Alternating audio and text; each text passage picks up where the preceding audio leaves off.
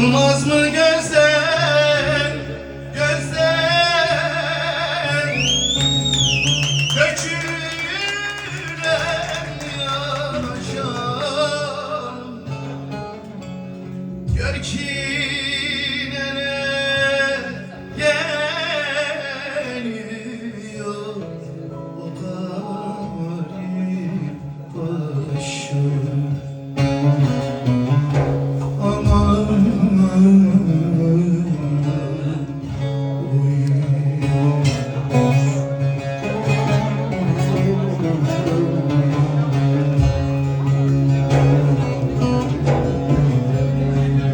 Hasret etti bizi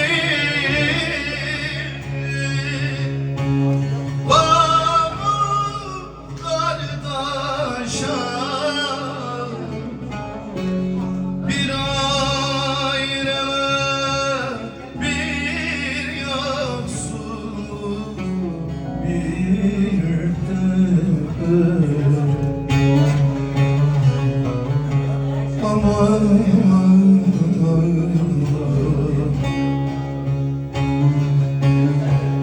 bir ayrılık, bir yoksulluk,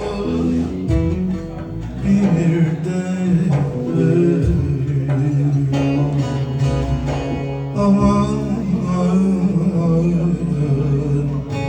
oy.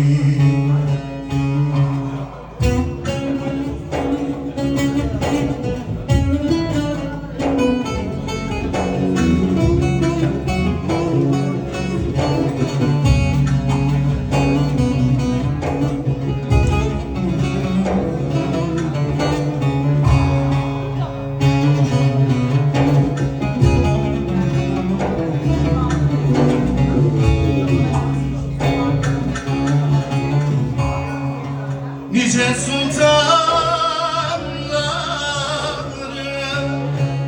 tahttan indirir, nicesine gül benzin sığındır.